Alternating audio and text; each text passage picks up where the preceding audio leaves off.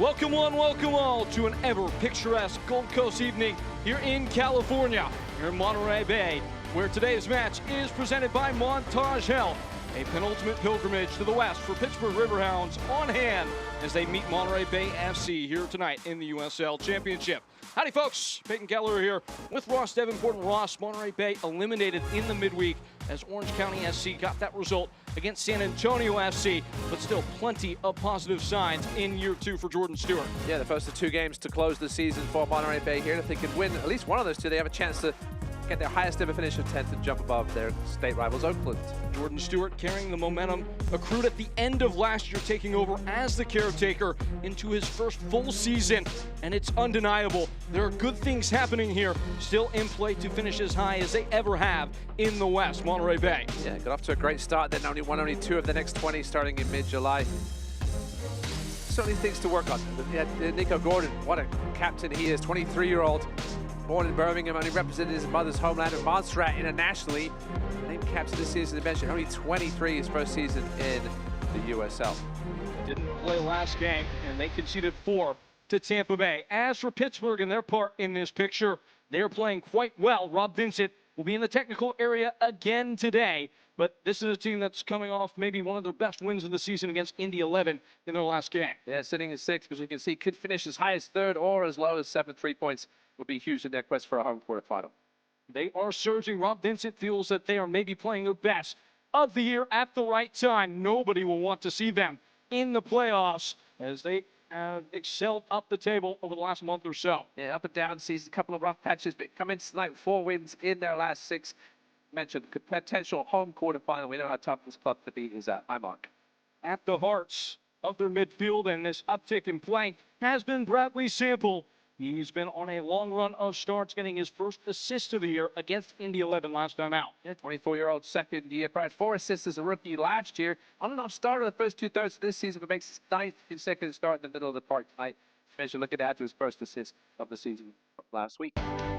Only 2 turns of the page left here in the USL Championship campaign of 2025. Up next, Pittsburgh Riverhounds trying to stay hot against Monterey Bay on the road. It's all coming after a break. Up next, the USL Championship.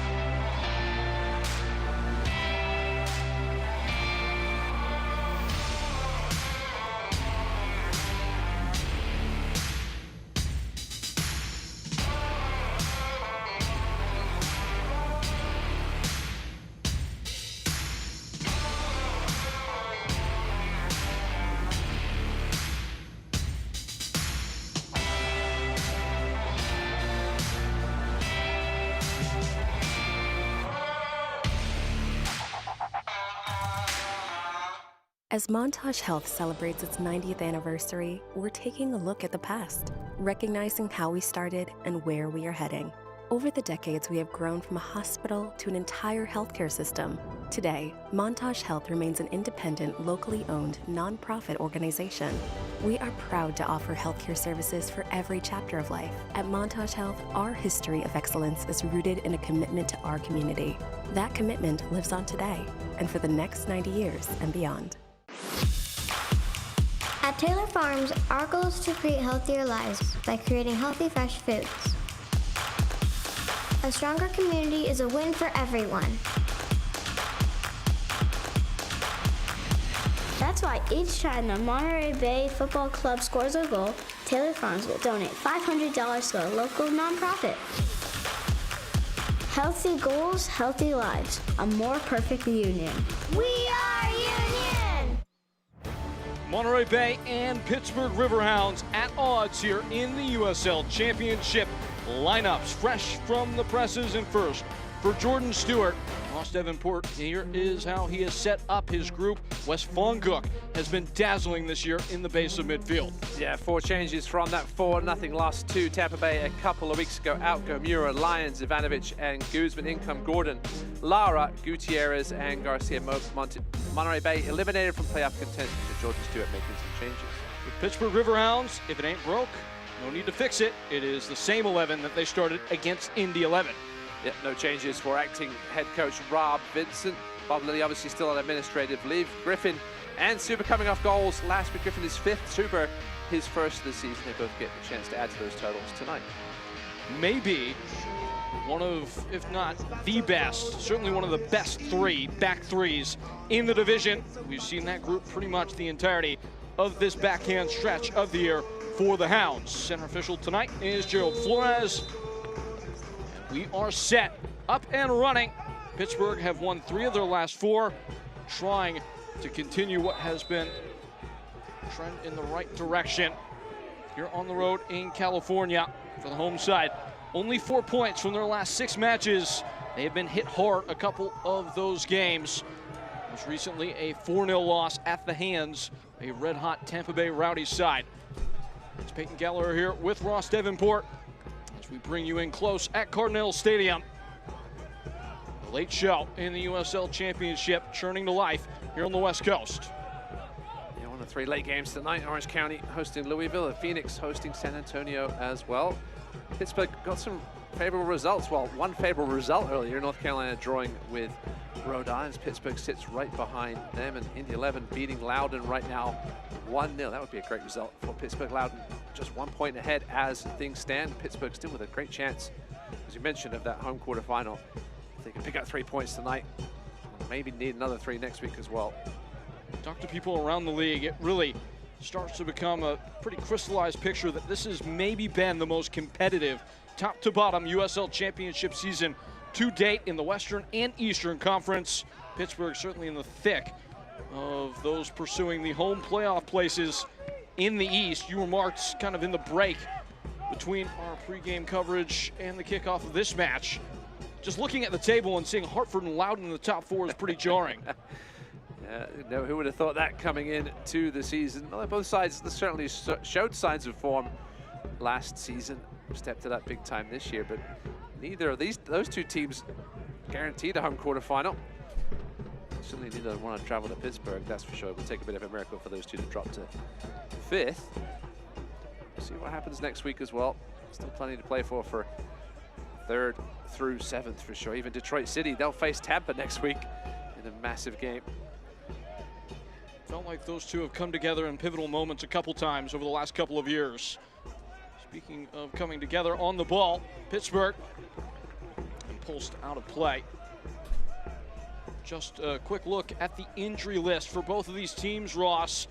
Not much to report. Elijah Paul had season-ending surgery in the build into this game, but mostly healthy.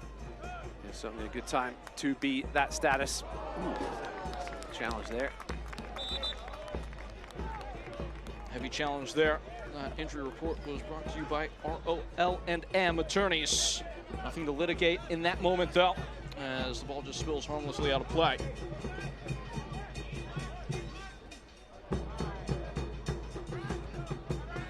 Swung away.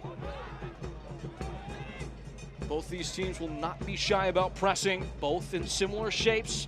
Back threes, tactical battle between 2 sharp minds will be interesting today. Rob Vincent, plenty of promise in the box today, looking on.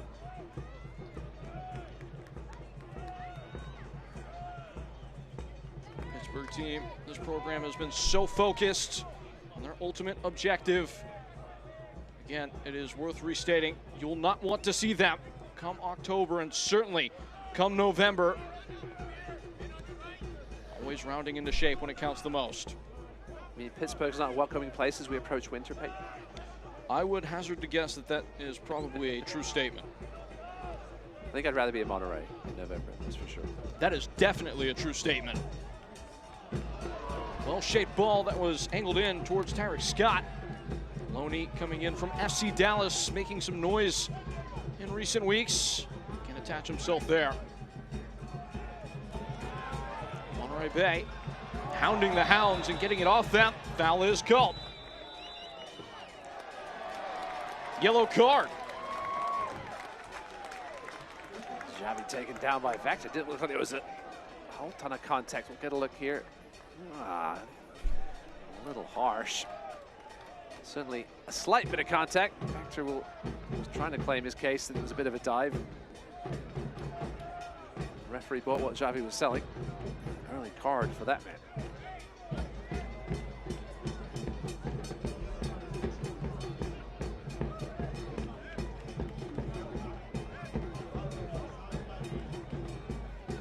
So it's Gutierrez over the ball. What type of service will he deliver? Plenty of arrows to pick from in his quiver. Making his first start of the year. Diego Gutierrez rolled in. Doesn't quite come off. It was an engineering idea and back in circulation. A little bit of an awkward angle. Ground ball, preferable option there, just didn't work out. Dancing to the end line. Junior Etu there with the cover. It's a corner kick. Right start for the home team here, starting on the front foot. Looking for that early goal. Always key at home. Force the visitors out of their defensive shape. Now 2-0 in the 11 over Loudoun. Important result for Indy 11, who are right on the periphery of the playoff chase. Without swing. Eric Dick backed off. Break is brewing. Racing it forward. Looks like it was Robbie Mertz giving it pursuits and taking out a play right in front of Jordan Stewart. Brimming with optimism. That was the sense in conversation with him. There's a lot of the similar bones, if it is to be so boldly said, of what happened last year with FC Tulsa. Nucleus coming together the year preceding what was a breakout season. This year that's taken them to the #1 seed. Yeah, he mentioned how strong they've been at home this year. Guys playing for pride even without the playoff spot on the line. Contracts as well as the badge. He said he's got a good foundation, really hoping he sticks around next year. Keeps continue building this program. Searching ball in behind that Eric Dick will lay claim to. Dick back in the starting 11. Last time out after missing the 2 prior games. Only had 1 clean sheet in the last 8 starts. Pittsburgh have turned the dial up a little bit on the offensive end, but have also been a little bit leaky these last couple of games. Only 2 clean sheets all told over the last 10. And a league best 8 prior to that. I was going to say, it's not normally Pittsburgh's MO. Certainly would love one on the road here. Etu. Unable to set free Augie Williams, but kept by the Hounds. They've been one of the best pressing teams in the division this year. 1 possession in the final third, 106 occasions. That is the 3rd highest mark in the division, only just behind Loudoun and FC Tulsa. As you mentioned, Monterey Bay with fresh legs, not having played last week, an odd time for a bit of a bye week. Jordan Stewart said they needed it after that poor result against Tampa Bay, so give a few injured guys some time off. Charles all pressing backwards. This is the coordination that Pittsburgh have really found their good footing in on the attacking end. You see Monterey Bay quite happy to let Pittsburgh knock it around at midfield, sitting in a mid-block. Try and hit them on the counter when they can. That was certainly a key battleground for Jordan Stewart, trying to set the right kind of moments to set traps. Now they step up. We'll be curious to see what triggers that press tonight. High header one, then the second. Down by Etu. Slid back to Eric Dick. Just a cool moment for a player that's in the starting 11 today, Beto Idrak. On Tuesday night, he was in Miami to face off against Argentina. Was on international call-up. Was on the field with a team that included some of the best players in the world, likes of Messi, Otamendi, Emi Martinez, Rodrigo De Paul, who is my favorite player on earth. just for the record. Ended up getting a shirt swap with Alexis McAllister of Liverpool, who was the man of the match. What an opportunity for that Puerto Rican squad. Obviously not a match that we normally see in friendlies. Argentina playing a team such as Puerto Rico. I don't think they really cared about the score. Just an awesome experience for that squad. Obviously, we've had several USL players in and out of that Puerto Rico squad over the last few years. I'm sure he's smiling. He's covered a lot of ground. Frequent flyer miles stacking up. A game that was initially supposed to be played in Chicago, as this game almost pops to life in the box. Moved to Miami, likely so that, you know, Messi did not have to travel too far. Of course, he is right in the thick of the Golden Boot race in MLS. Yeah, had a hat trick tonight against Nashville. Didn't even defy his years. I believe that brings him to 29 goals, which might be more than the amount of games that he played this year. He still got it. I think that's not in question. Inspecting, though, at the end line is Danny Griffin. Well covered. Alex Lara puts in a boot and takes it out for a corner, the first of the night for Pittsburgh.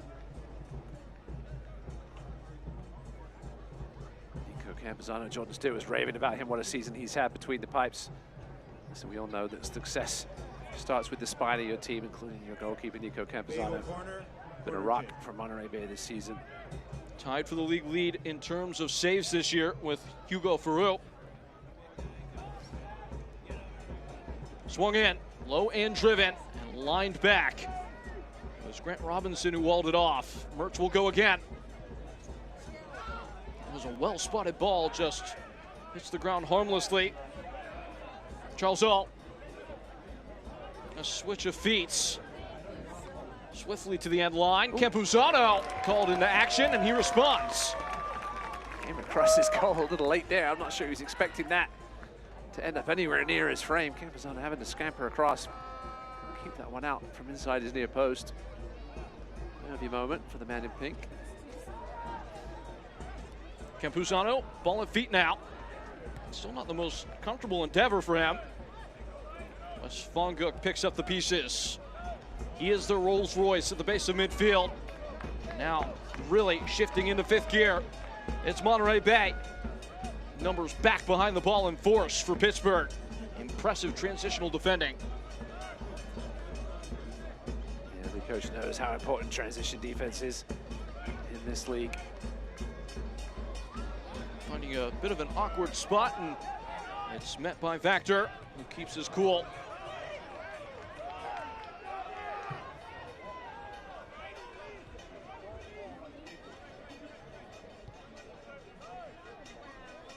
Nice tempo so far in this one.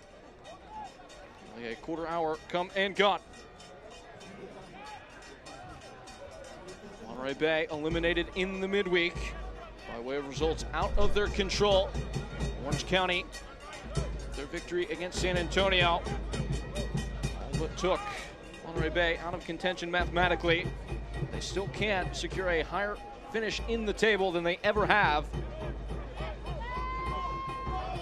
Jordan Stewart talked about the improvement from year to year and how important it is just to keep building such a young club.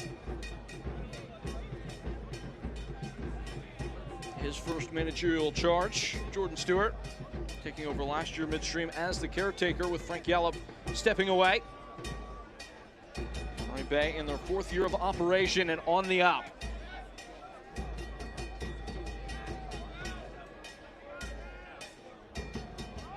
Dashing wide to Joel Garcia, who's unable to tame. Good look at Tarek Scott, loaned in. Malik Henry Scott plays for Lexington. Very exciting young player. We will see what his future might hold. Down in the box is Tarek Scott. Able to win that war of wills, but does win a corner. Sean Suber steps in, takes it out. Wasn't happy about some of his teammates' work there. He was caught on the wrong side of the Monterey Bay player. Suber scored his first goal of the season last week.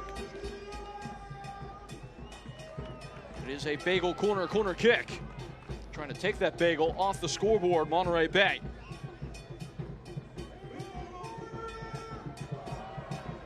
Without swing from Gutierrez. Coursing to the top of the 6-yard box. Was taken wide. Pierce Galloway in the starting 11 today. Carries it off frame. Good look. Yeah, Galloway made good contact there. Just couldn't direct it on target. Couldn't force a save out of Eric Dick. I mentioned that 4-0 loss to the Rowdies a couple of weeks ago. They had a couple of good results right before that. Drawing with New Mexico. Home win over Sacramento. Those two coming off a 4-0 loss to Hartford. Just sort of been that kind of season. Couple of real ruts they found themselves in, especially during August. Couldn't pick up a win. And really, you know, you look at it, they got off to the tremendous start and then got bit hard by the injury bug. Anton Soyberg was off to a blinder to commence the campaign. He got banged up and just never really felt like they had the right kind of reinforcement to stabilize from that point on. The West has been so contentious all year. To that point, Phoenix Rising against San Antonio FC right now. San Antonio aren't the most secure in their playoff seeding. Phoenix 1-0 up over there. Yeah, Phoenix starting to get things going, as they always tend to do towards the end of the season. From the ashes, I believe, is a term that's been thrown around. The big win against North Carolina last week. Only one loss in the last 8 or so. Picking up a lot of draws, and listen, at this point in the season, draws aren't a bad thing. Teams elsewhere are struggling around you. You can climb the table bit by bit. Of course, it was against Phoenix Rising on this very patch of grass that Monterey Bay had one of their early flashpoint victories, really convincing over Phoenix. It will be Pittsburgh that see Phoenix Rising on the final day at home. Ball into the box. Augie Williams was lying in wait in the tall grass. And snapped out for what will be another corner. Both teams working from end to end quite well with the ball at feet. Yeah, it's been a very crisp start to this game. Not too many mistakes. Both teams looking to get that ball forward when they can.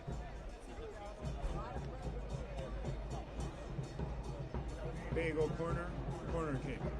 Monterey Bay have allowed 6 corner kick goals this year. That's the second most in the division. Robbie Mertz tight and tuned like a fiddle. One of the more underrated players in the division lofts in. Stiff header away by Nico Gordon.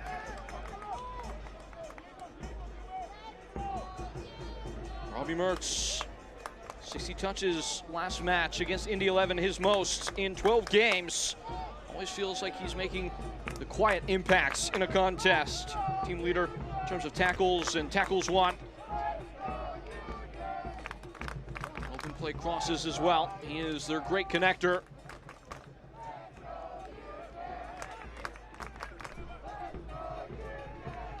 Sean Suber, who found himself in the Team of the Week this last week, scored that goal the last game against Indy 11.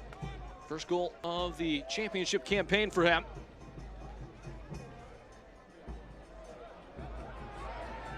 Referee says get on with it. Leaving it dangling a little bit there was Grant Robinson. Navigating through the press though, are Monterey Bay. And extinguished immediately. What wonderful defensive work out there on the far flank.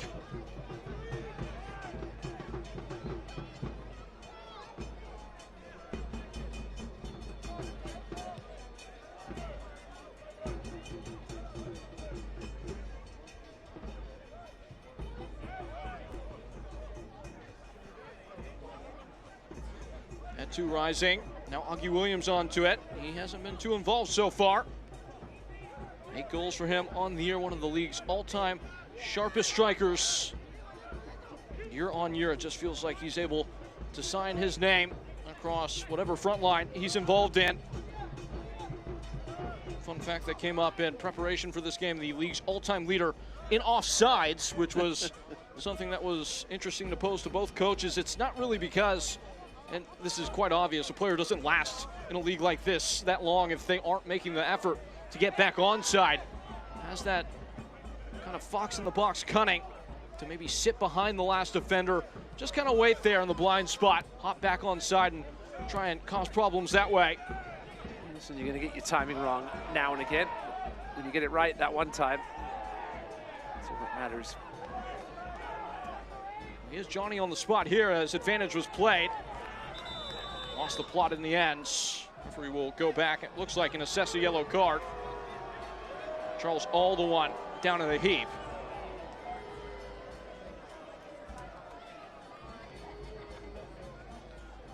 Gerald Flores with the booking. Here's a look. Yeah, clumsy challenge there by Garcia. He was already beaten down the line.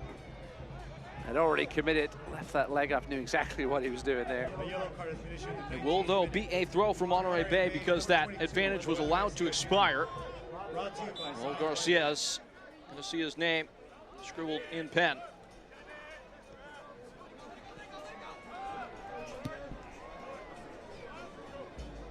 No question about that clearance.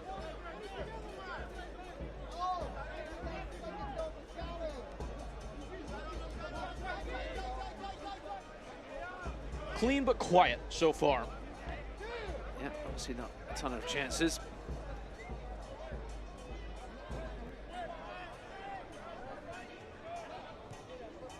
In danger in their own ends, Monterey Bay. Sorted out by West Von Gook and now into the center. As soon as they break that first line of pressure, there will be opportunity tonight for Monterey. Seasiders lose out though.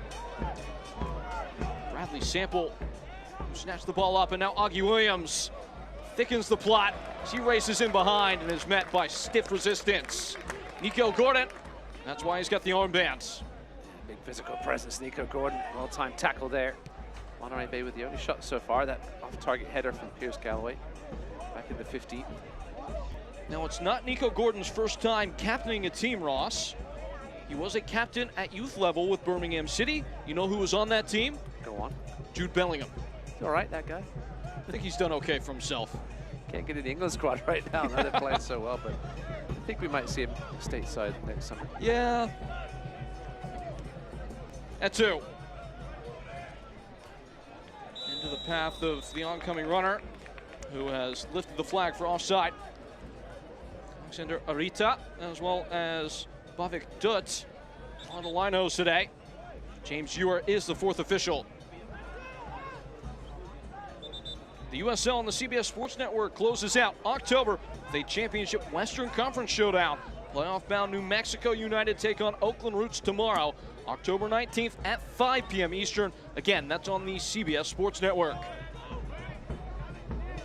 New Mexico heavily in the mix for a potential home quarterfinal, but not secured yet. 3 points tomorrow would, though. There is no footnote program in the USL Championship's mighty Western Conference. Every team has something interesting about them, as Campuzano found that ball in behind. Quite interesting stepping to it. Oakland Roots, a project that projects into next year with plenty of prospects. Penny Fellhaber, similarly to Jordan Stewart, taking over midstream and trying to maybe learn on the job, assemble his principles and try and get things up and running. New Mexico with Dennis Sanchez at the wheel this year have really gone exactly where they went last year with Eric Quilt. Oakland seeking their first win since August 30th. That came against Monterey Bay. A rough last couple of months for Penny Fellhaber. Some of the great pontificators about the USL Championship called it the Great Western Conference Pillow Fight. Nothing soft about that try. Well struck in by the youngster. Xavi gives it a ride. Good little first touch, pulled himself into space, and that one was just curling away past the far post of Eric Digg. I was a little late, not sure what he got there if it was on target. Niolati gave it a whack. Yeah, bright start for him. Even with that wide receiver number. Started last game as the 9. Partnering Tyreek Scott today. This is his 5th straight start, which is a career best for him at senior level. Broke through with San Diego Loyal a couple years back, making his debut at 17, now 20. Starting to really find himself in comfortable shoes at the professional ranks. Yeah, when you want to get consistent minutes, show what you've got, get comfortable in a squad, get video on tape as well. We still have tape these days, I don't know, but say digital video. Gotta make those highlight tapes. You go on YouTube, see almost every player has a highlight tape these days. The Grain Kissick character, yes? Yes. Nothing cinematic about this so far, though. Still scoreless. Ticking towards, and now in fact past the midway point in this first half. Best chance coming only moments ago. Monterey Bay. And we'll take that moment of inspiration to open the game up.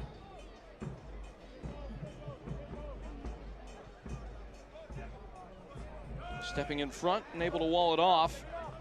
That's Diego Gutierrez. Once more making his first start of the season, and what is his 6th appearance.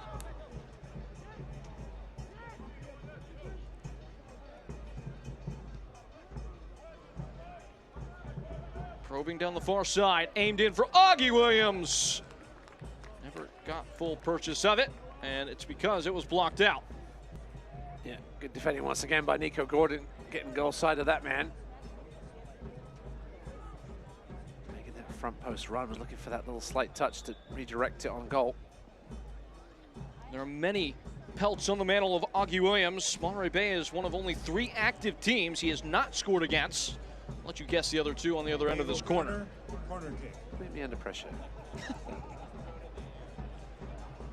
Robbie Mertz doing precisely that to his opposition. Another corner kick as he finds the range with outswing once more. That's a good ball. Even better bit of defending, but not all the way cleared up. Rocked into the box at the back stick. It falls bitelessly and still is not fully clear. Okay, 2 teams. He played for one of them. Here he is. Ball in, flicked on, thumped out, no problem. Sean Super again. Would you guess that? Back-to-back games with goals after none before it for Sean Suber. I guess he liked the taste of it.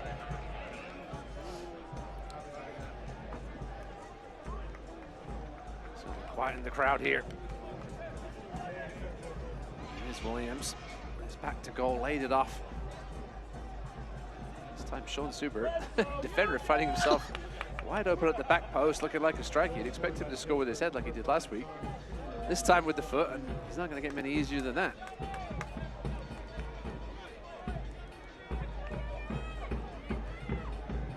Fashionably late as he arrives at the back post, and that will do. 1-0.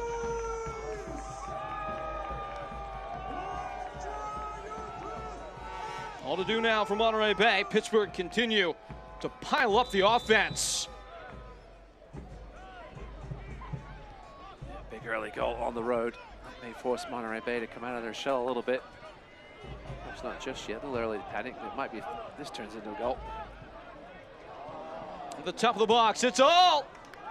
Who gave it pretty much close to his all. I was going to say, skidding in. I was going to say he didn't catch it all, Peyton. There you go. You ruined my line there, but that's all right.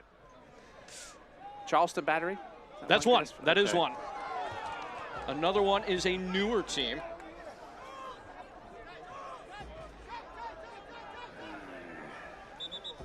Loudon? No. Close. There is a similarity in the first letter. Lexington. There you go. Needless to say, it will be the Pittsburgh number 9 who is looking to maybe add the second goal. The right and ready Riverhounds.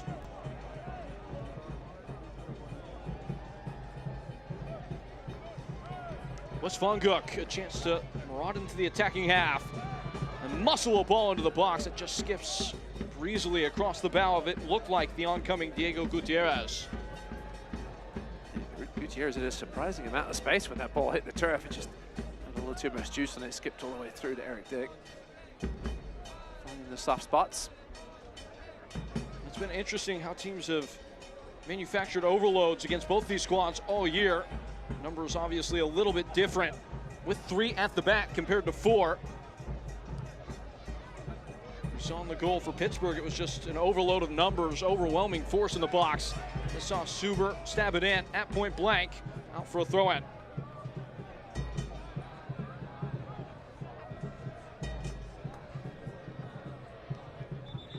Tick, tick, tick, half hour come and gone. If you're just now joining us, yes, Sean Suber in consecutive weeks will deliver the lead for Pittsburgh.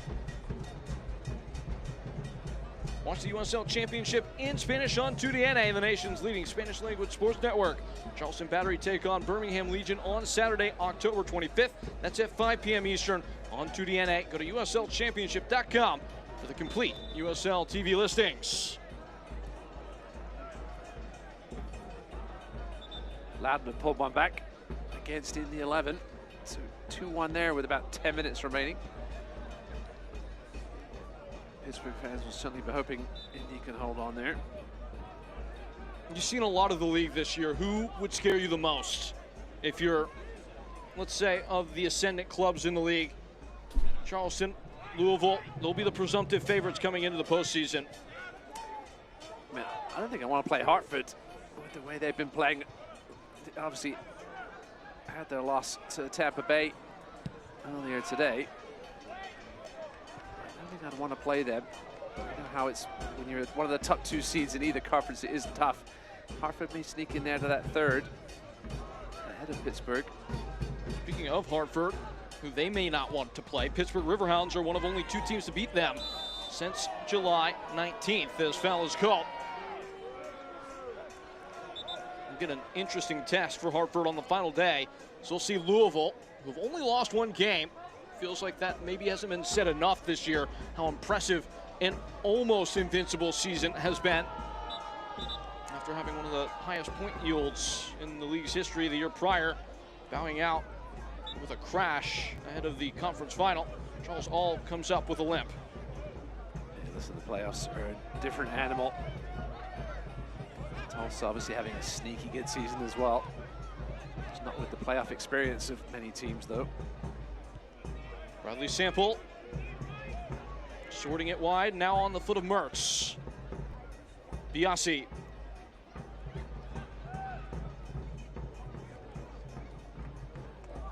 Drifting towards the corner. Cut away. Another sprawling defensive piece of sparkling performance from Nico Gordon. Now the cross in from deep. Measured in, Augie Williams never really gets a whiff. Sample. Circulating wide. Thrusting in another cross. Body down in the box. Never gonna get the whistle. Yeah, Charles out claiming he was assaulted in the box. Not enough contact. Perhaps that's a foul at halfway. Certainly not in the penalty area. Talked about the playoff line earlier. A big win for Colorado Springs earlier tonight. Keeping their playoff hopes alive. Not Really safe yet, though. difficult stay in South Carolina. We're supposed to play on Saturday. Got a half in. Then the game was abandoned. Ball into the channel. And it charts over the end line for a goal kick. Then got hammered on Monday 5-0. After an extended stay away from home. Get some sleep in their own beds, and it really comes good for them against Las Vegas.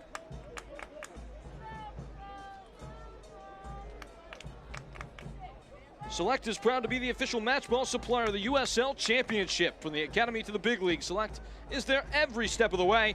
Visit us.select-sport.com for the latest Select product specials and more. Select's Ross, it is the player's choice. I love the gusto.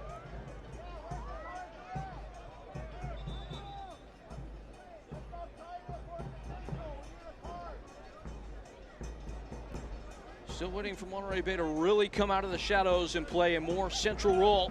A game that they are trailing 1-0. Pittsburgh will be more than happy to just manage this. Yeah, we'd certainly love to take this lead to the half. It's important to say, it's just the reality of things. all these players on teams that have been eliminated are really going to treat these games as an audition, a chance to put some good tape out, try and assure their position with the clubs they're at, or maybe clubs they might go to in the future. Nothing will be taken lightly in these remaining 2 weeks, as the second of which is coming to its close here tonight. At the end line, good chase given by Joel Garcia. He ultimately does lose out in the end.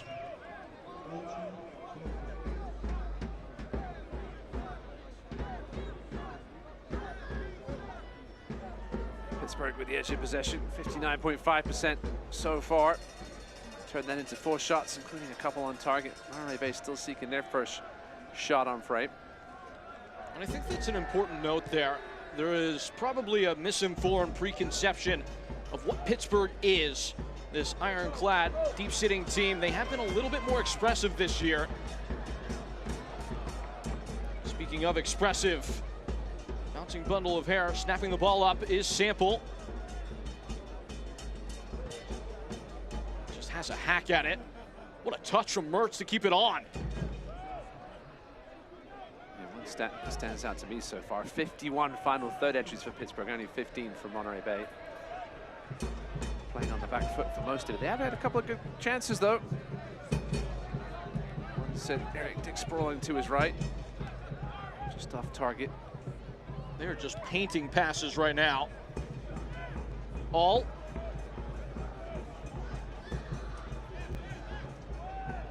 Finally, a stray ball that does end up wandering out for a Pittsburgh throw. I mean, that's just liquid stuff from the Riverhounds. Yeah, when they get things going, when they get that confidence, start pushing further and forward as a unit. It does look pretty. Fiddling away, Mertz keeps on, still Mertz between two. Sandwiched and stopped, and a crushing foul could spell trouble. Yellow card at least. Pierce Galloway shown the caution. He might be fortunate. Clumsy stuff from Galloway. Mertz made a bit of a mess of it inside the box here, was trying to get the ball out from under his feet, got crowded out in the end. Galloway just plowing through the back. Not sure what he was really complaining about. Did get his toe on the ball, but it's a reckless challenge. Way far too much contact not to find himself in the book. And alarm bells sounding as you sort through the debris of the challenge itself. There is a very dangerous free kick on the near-handed horizon for Nico Campuzano. It's a little central. That's the only thing going Monterey Bay's way right now. The barricade is 5. 3 contestants all vying to take this for Pittsburgh. It's a little close too. It's going to take something special. In by all, it's blocked. He's trying to curl it around the right side of the wall. And I got the aim right. Pittsburgh taking grip of the second phase. Flushed wide for Bradley Sample.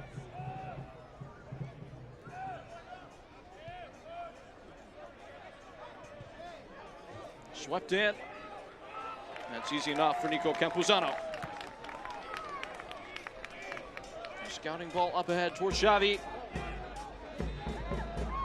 Does take it down. Did he use his hand to do it? The referee hasn't seen it if it is the case. Dashing along is Diego Gutierrez, who's won himself another corner, maybe the most active player in this Monterey Bay team so far. Once Monterey Bay do get into the final third, they've looked dangerous. It just hasn't happened often enough. Certainly for Jordan Stewart's liking in his first 38 minutes.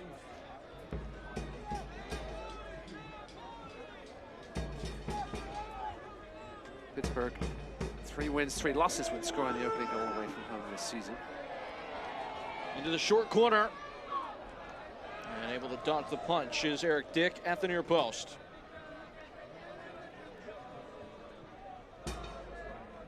Soccer season is here, and SeatGeek is the official ticketing partner of the USL. Get all your USL tickets and more from the #1 ticketing site, SeatGeek. Your ticket to great seats. Monterey Bay have managed to pull out 2 wins from losing positions, conceding the opening goal. Well researched you are. At home, that is. 2 wins, 4 losses. Pretty good return. Even at home, go down, you got 2 wins out of it. I mean, that's just as good as you like from Nico Gordon. He's got such wide shoulders. Morgan Williams isn't small, but Nico Gordon is a hard man to get around. Uses his physicality well. Team leader in interceptions and blocks and aerial duels won. He has been the brightest spot of those new faces in this Monterey Bay program. Instantly given the captain's armband. Was such a central part of that North Texas SC team. Would go on to win MLS Next Pro title at the end of the year.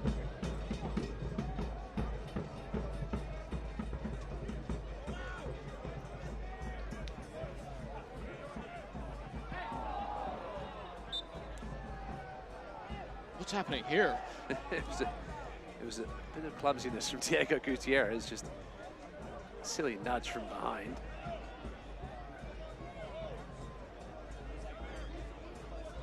A bit of whiplash perhaps there on that one. First half that's eased on by with little incident. Pittsburgh with hopes of writing maybe one last headline before the expiration of this first frame.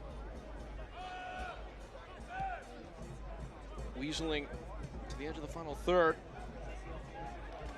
And Factor, who had come up from center back to serve the ball. Campuzano, good claim of his staked land inside the 18. Factor had the assist on the goal. Center back to center back, his first helper of the year. It can cause a lot of problems in a back three as these late arrivers, the outside center backs. Certainly proved true there on the break.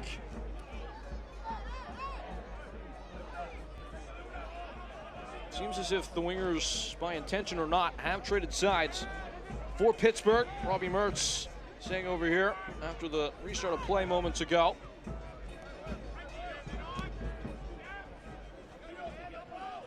Augie Williams, once more pocketed by Nico Gordon. Yeah, tracking him all over the field. Conversation with Rob Vincent this week. He praised his number 9 and his willingness to do a lot of the decoy work at times. Great goal scorers in the USL Championship. 3rd all-time with 86 now. Augie Williams, a little bit tangled there, might be the best description. Some frustration flaring. Yeah, you see almost man marking him all over the pitch. Don't see it too often these days, the man marking situation. Really a great matchup we're going to have to keep an eye on as this game continues on. Hustled away at the end line.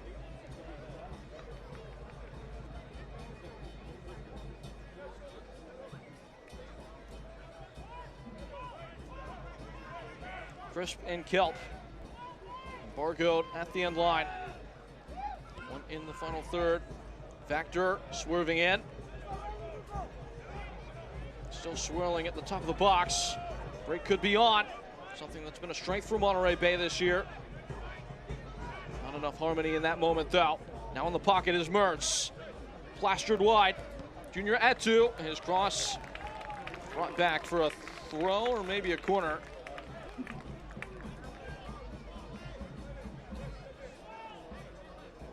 That is Kelpie. Ross, say hello to Kelpie. Hello, Kelpie. He's waving back. He's got some things stuck in his kelp. So the real question becomes, in a fight, who wins? The Hartford mascot Dylan or Kelpie? I'm not sure how swiftly Kelpie moves with that large head. That's what you're focused on? It's a big target as well. It's a good point. I just love that his name is Dylan in Hartford. And this man's name is Vactor. Not Justin Dillon. That is also correct. Well, we don't know. He is retired these days. Maybe he is in the men's club. Ooh. Fair tackle. And flared forward. Eric Scott is able to just about snag it, but it is a foul call. I think he may disagree with that decision.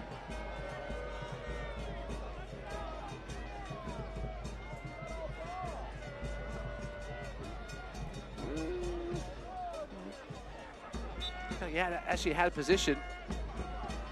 The leg in. Pittsburgh player just lost his footing. It's a little hard done by there. Eric Scott.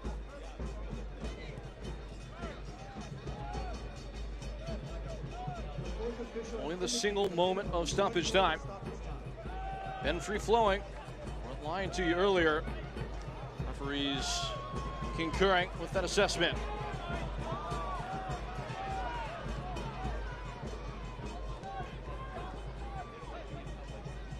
Mertz certainly feels as if he has swapped sides, now playing on the left. He's been around the ball a lot tonight. Mertz. Always is. High activity player. Always exactly where the defense is least comfortable with him being. In this case, Danny Griffin taking notes. Is there still something left in this? Over the head of Augie Williams. Goes breezing by without a glance. Throw in. Robbie Mertz completed 23 of his 24 passes in this first half so far. 92.9% in the final third. 14 there. He has been subbed out at team high 22 times, and it likely is because of the amount of work rate he puts in as we have worked our way to the end of the first half. Sean Zuber, the point of difference again. Pittsburgh, heads held high for the Hounds at halftime. Yeah, business-like effort in these first 45 from the visitors. Certainly in the ascendancy. We'll see if they can add to their lead after the break, or if Monterey Bay can play their way back into this one. And so, that is the first chapter written on this penultimate day in the USL Championship season. Pittsburgh Riverhounds on the West Coast and out in front here in Monterey Bay. We will pick through the bones of the first frame when we return. Pittsburgh 1, Monterey Bay FC 0.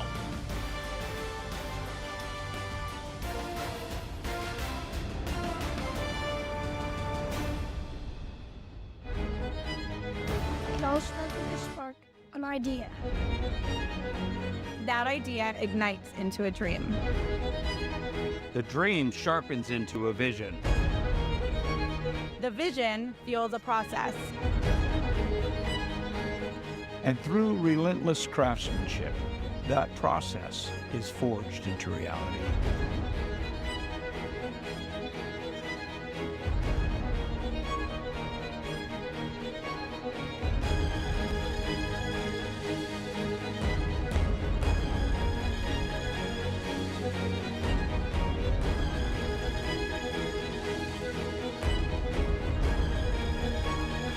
Your vision, Our craftsmanship. one unforgettable legacy. Hola. ¿Alguna otra cerveza? No, me quedo vuelta. Ok, ahora vuelvo. Aquí.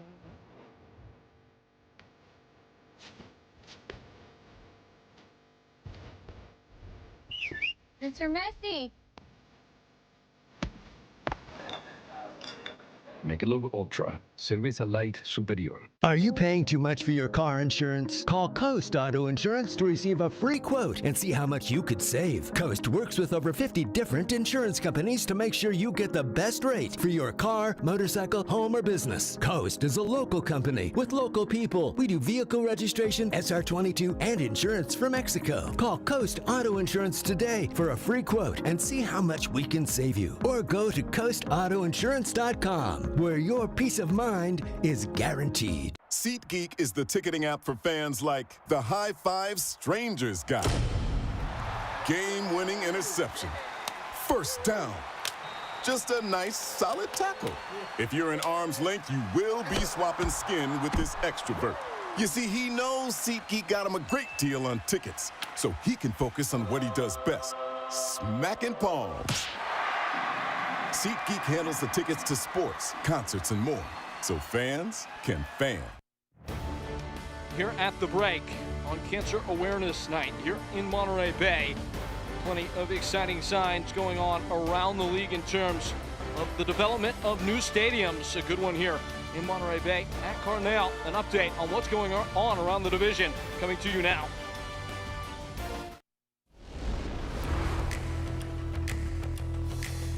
In the USL, shovels in the ground mean as much as scoring goals. And Sacramento Republic is on its way to transforming the city's rail yard district into a soccer palace.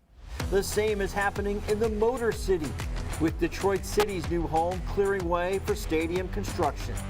Miami FC has unveiled its future home in South Florida, while the Pittsburgh Riverhounds prepare for their stadium expansion, preserving one of the best views in all of sports. The growth is felt as well in League One, with expansion on the way for 2026.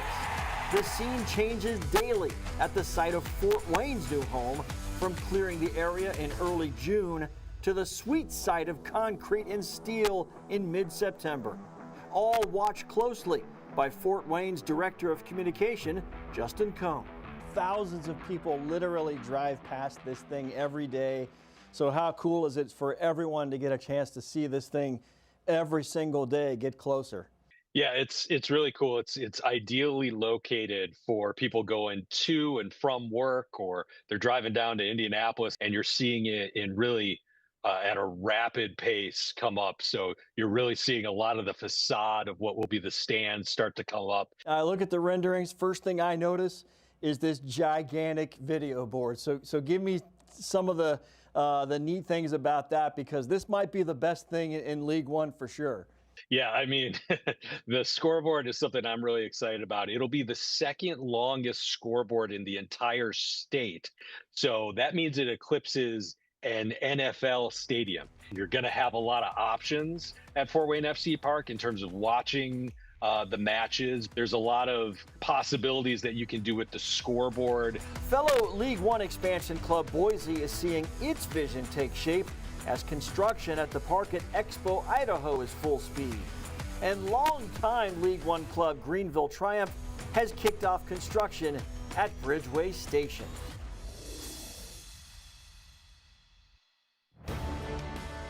Kelpie has a tail, and we will investigate that further here in the moments to come.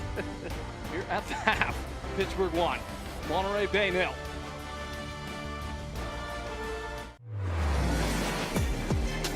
Leans back, gets one. What a hit! Here's Wilson. He stays out, and the Roots have a lead. Whoa, termites can eat a pound of wood a day. Pound of wood a day. Pound of wood a day. Pound of wood a day. What's wrong, Daddy? Daddy? You okay?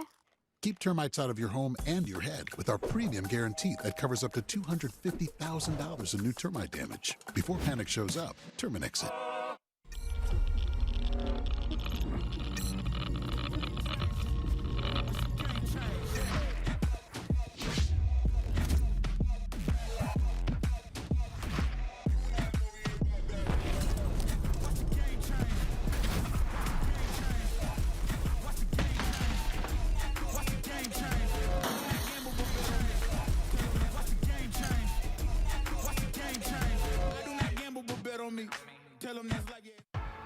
What makes Crystal Geyser Alpine Spring Water unique? It's our commitment to making our bottles from at least 50% recycled plastic. In fact, Crystal Geyser is the only beverage company in the U.S. to exclusively own and operate 2 plastic recycling facilities. And you can help us make an impact too by always remembering to recycle your bottles. Crystal Geyser Alpine Spring Water. Simple, but not easy.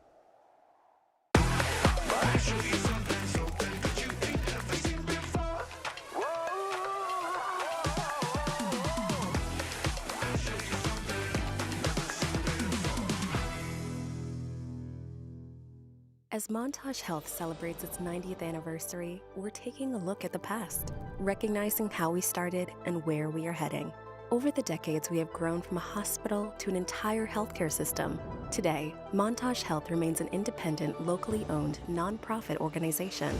We are proud to offer healthcare services for every chapter of life. At Montage Health, our history of excellence is rooted in a commitment to our community.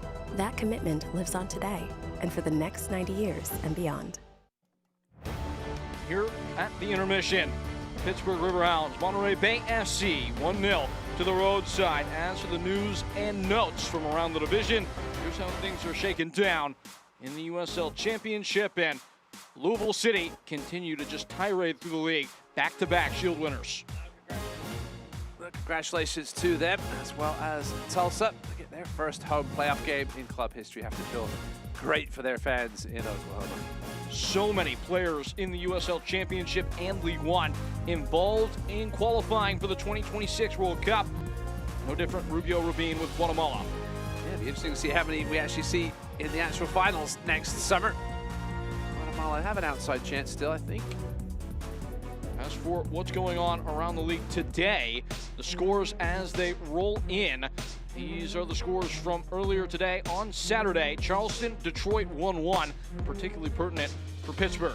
Yeah, some really interesting ones here. Tampa staying alive now, just outside the playoff spots, 3 points behind Detroit City, who they're tied Charleston. They will play each other next week. It basically first round play, or an extra round playoff game, playing game we'll call it. Tampa Bay up and running in business with Dom Casciato. I believe that's 5 victories out of the last 6, something to that effect. As we look forward now, the other scores as they are ongoing in the league. Tulsa already having secured that home playoff seeding throughout the duration of the tournament. They didn't need to get a point off of El Paso, but Stefan Lukic snatches one at the death. Yeah, Pittsburgh fans will be happy that Indy 11 finished off that 2-1 win over Loudon. Danny Stone just getting the extension with Orange County this week. His team holding serve against the team that holds the crown in the East, Louisville City, for the regular season. 0-0 there. Phoenix Rising holding that lead to the end of the first 45, 1-0 against San Antonio. Second half in store here in Monterey Bay. Pittsburgh continuing their surge here in the late going as they took the first 45 minutes. Will they do much of the same in the second half? Answers on the other end. All coming to you next.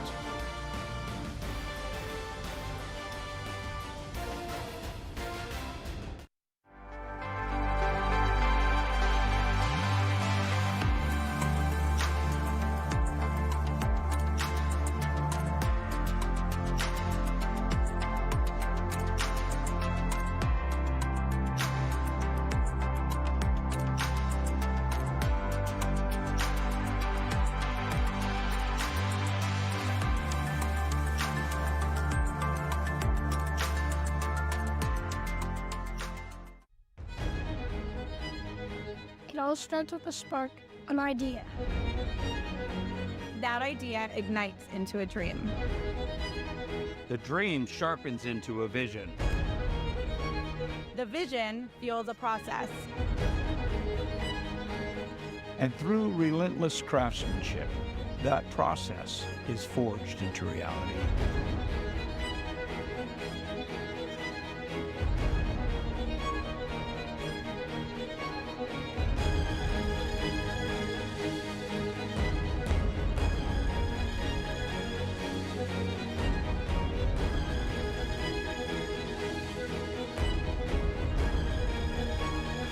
Your vision, Our craftsmanship, one unforgettable legacy. At Taylor Farms, our goal is to create healthier lives by creating healthy, fresh foods. A stronger community is a win for everyone. That's why each time the Monterey Bay Football Club scores a goal, Taylor Farms will donate $500 to a local nonprofit. Healthy goals, healthy lives. A more perfect union. We are Union! It's great to win against an MLS team, but we'll do that any Wednesday, any Saturday. It's our house. No one comes into our house and beats us. If you're against us, it's not going to be good for you. But if you're with us, it's the greatest day you ever had. The Kings of Chaos strike again. They create such a loud environment, flags waving, chants. When the team plays, it's like we're going to the battle with them. It's always sort of that New Mexico underdog story just waiting to happen.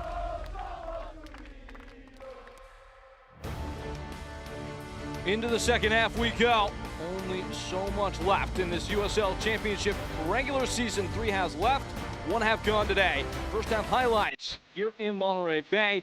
On the home side, they find themselves trailing 1-0 at the break. Pittsburgh, the run of the play entirely. Yeah, it's pretty even first 15 minutes or so. Monterey Bay, a good early chance. This one almost sneaked in the near post here of Nico Campazana, but it would be Monterey Bay. The shot here from Xavi skimmed past the post. We'll take a look at it here. Found some space, went to an effort. I think he was almost beaten. Pull his arm away at the last minute. I think to see it go wide. I think he was at full stretch to that one. Could have certainly found the far corner. Into the 27th minute now. Sean Suber was setting the tempo at the back. High standards net ends and high standards on the front end as well. Wasn't much of an ask from him to finish, but he did. And he made it 1-0 at point blank. That is the only thing to report. Here from California, only 2 shots on target that half. Pittsburgh, though, certainly felt like they were knocking on the door much more than their opposition. Yeah, they were pushing for that second goal late. 47% of the action in the final 50 minutes was down the Monterey Bay final third. They'll certainly be looking to double that lead early in the second half. All right, 45 minutes left to play here in Monterey Bay. I don't know what to say. Say something, Ross. Kelpie's having fun. He's always got a big smile on his face, giving the fans what they want. I think we can all take a lesson from Kelpie in this life. Smiling through the pain of a first half that saw his side behind. Lord Kelpington III. It's his very same Crispin Kelp, Monterey Bay FC. On the comeback trail, Pittsburgh Riverhounds. Tails wagging in the first frame. Pearly whites flashing from Sean Suber.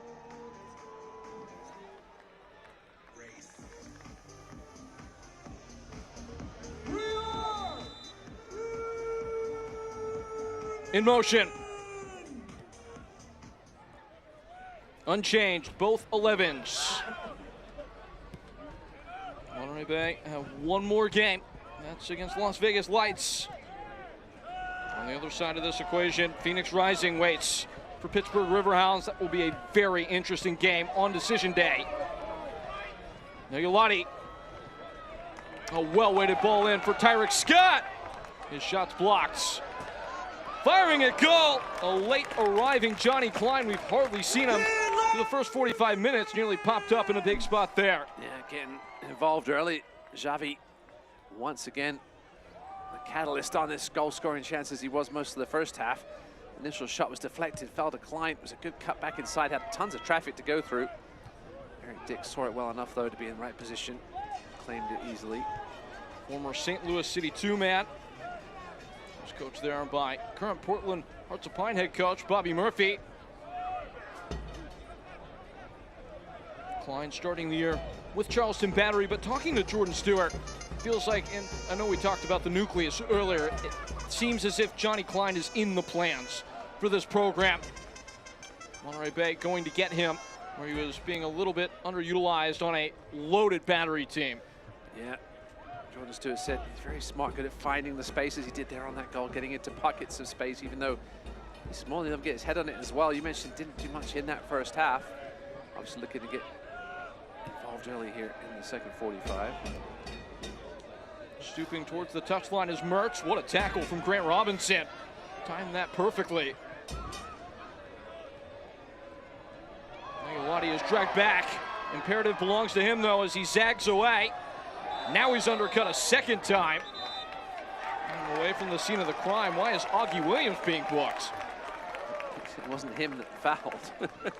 I think that's what he's saying. It wasn't me. It was Beto Etrak who immediately fled the scene. Oh, no, I'll take that back. All right. Augie with the clip here. And then Etrak with the finishing move. But yeah, it was Augie Williams. Pittsburgh, number 9, Augie Williams. Brought to you by Joe Flores will never question you again. It's almost as if he had a better advantage than we did. That he did. I'm not sure what he's complaining about.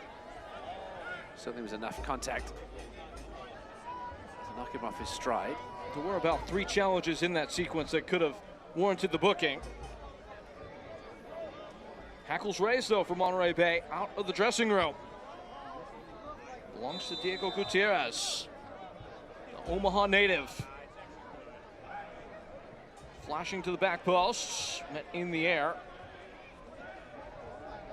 Diving attempt to grab the ball in the final third from Alex Lara. Nico Gordon, just talking about Johnny Klein earlier, part of serious area of scouting. Monterey Bay casting their net in MLS Next Pro. Will this ball stay on? No, it won't. Just look at some of the players they brought in this year. Elijah Paul coming in, having plenty of MLS Next Pro experience and started the season pretty well before being befallen by injury. And you look at a player like Nico Gordon, who instantly has become the captain, bringing in Tyreek Scott, wondering where his future might be. There's a lot of opportunity for some of these USL Championship clubs skimming off the very best and brightest from MLS Next Pro. No doubt about it. Just think about what Taylor Calhera is doing for FC Tulsa. That got a little bit nervous. Going to beat a sweat on the head of Factor.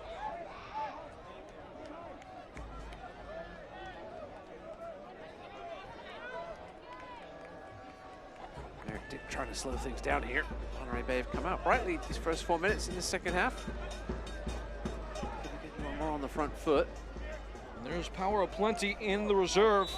Anton Soyberg, who's not started the last 4 games, is on the bench. 5 goals for him with 2 assists to go with. Team high 3 headed goals. Also the author of the best celebration in the USL Championship this year. If you know, you know.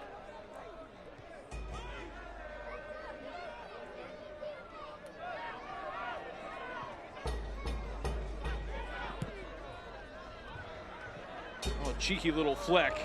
And a charging, oncoming Pittsburgh player, and behind Nico Campuzano by any means necessary. Looked like he saved it with his face.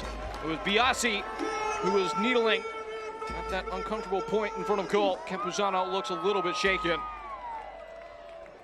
Great bit of work by Biasi here with the body.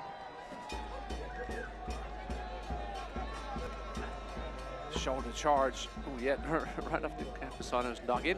Do whatever it takes to keep the ball out the back of the net.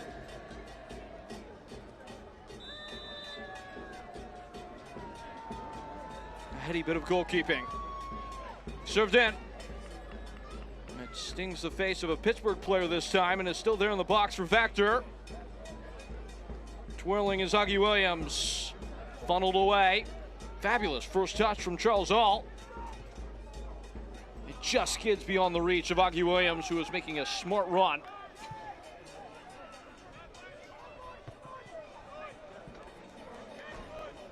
The box defending's been really good for Monterey Bay on the large part. It just feels like there's been a lack of linkage between that phase and the attack. Yeah, just that one moment switched off for the first goal, the only goal so far.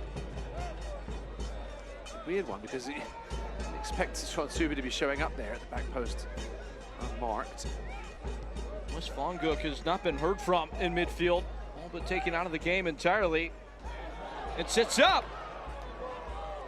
Snatching tackle. Looked like it was Suber who had his antennas high. Some appeals for handball on that touch from Suber. Half-hearted ones, I would say. I have to imagine he's on course with how he's played defensively, in addition to the goal, for back-to-back Team of the Week designation. For sure. I think he's probably just on the outskirts of any Team of the Season first team discussions. An out-swinging corner brought to you by Bagel Corner.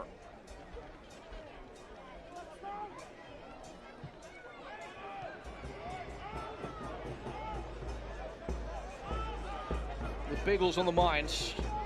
Just maybe a word of professional advice. If you're gonna get bacon, egg, and cheese, favorite sandwich on a bagel, just do me a favor and try it with cream cheese on the sandwich next time. Hungry for more goals, Pittsburgh Riverhounds. Ball across the bow. Just wiggling off the hook, Monterey Bay. I'll do that if you try cream cheese with Marmite on the bagel. If you know what Marmite is. Do you hate me? What did I do to you? If you know, you know. I don't know. What's in Marmite? It's yeast extract. You either love it or you hate it. I should have asked Jordan Stewart and Rob Vincent about it. Get their opinions. I think maybe next season I'll start asking all the English coaches that if they like Marmite or not. Form my opinions on them via their answer. I'm sure West Fonguk does, having played in Australia in the A-League for several years. Well, they have Vegemite there. A little different It's than Marmite. different than Marmite. Slightly different, yes. Augie Williams pressing, pursuing, and cutting back onto his left where he loses the plot at the end. Disappointing there from Williams. Tons of space, just sort of ran out of gas. Didn't have a ton of options with the 2-on-1.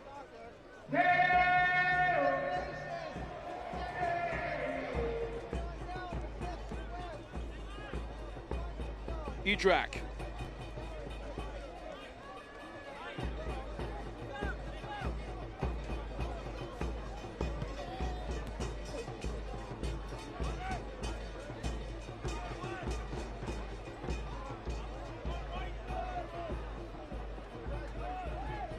Grabbed up by Atu.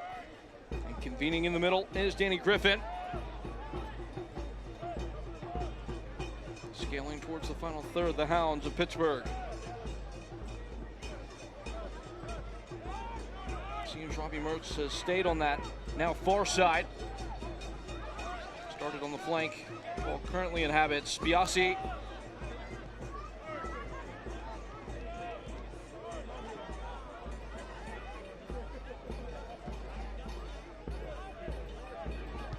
Suber, skyscraper, out of play.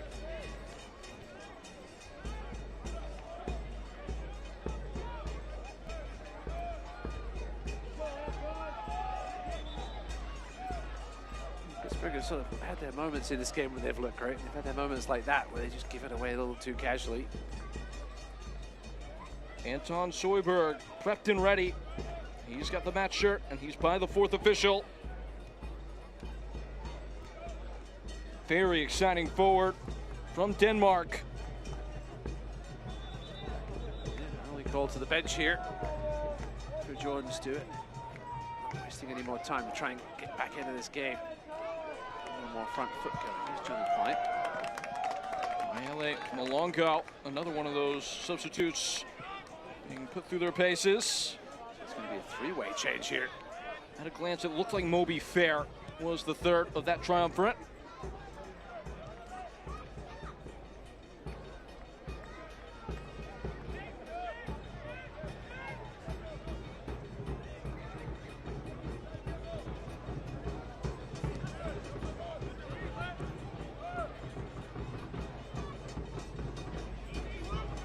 Edrak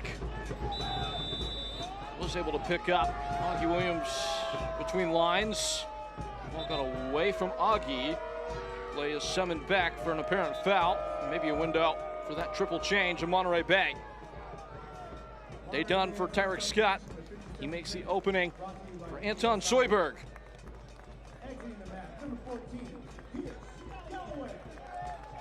Today's substitutions are brought to you by BBSI.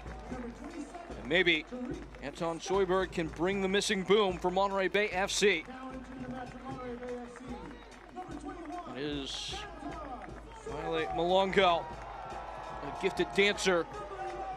Thrives in solo moments, as well as Moby Fair, a sturdy centurion of the organization, just crossing the barrier of 102 appearances for Monterey Bay, his last time out over that century mark. Augie Williams waiting. Nothing going his way so far. Malongo shifting wide. It was actually Malongo who was the target. Was dispatched at the back and is once more dispatched defensively this time.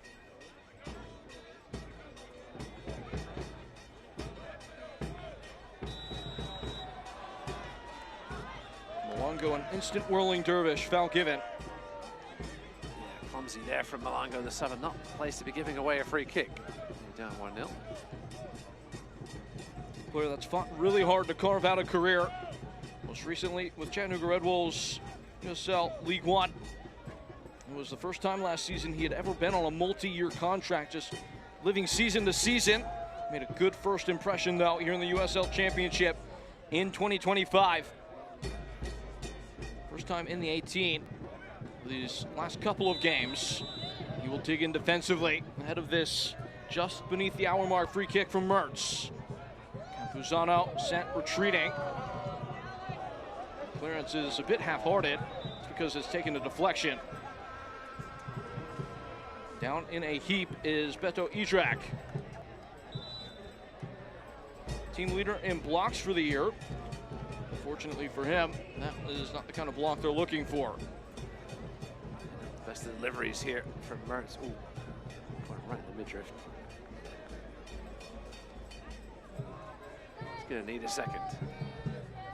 Just trying to suck in as much wind as he can.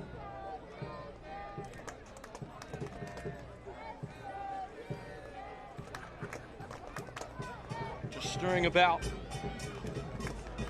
Vincent doing a pretty good job on his way to 2-0. Former player, best of my knowledge, did not ever share the field concurrently with Jordan Stewart in MLS, but they were in the league at the same time. Vincent with DC United, Stewart with San Jose. Guys made a long trip, and so far, his side have rewarded him. Do we think that's a guy who just booked the flight to Monterey Bay, or the lone Pittsburgh Riverhounds fan in Monterey Bay, California? I'm gonna say the latter. All right, good bet.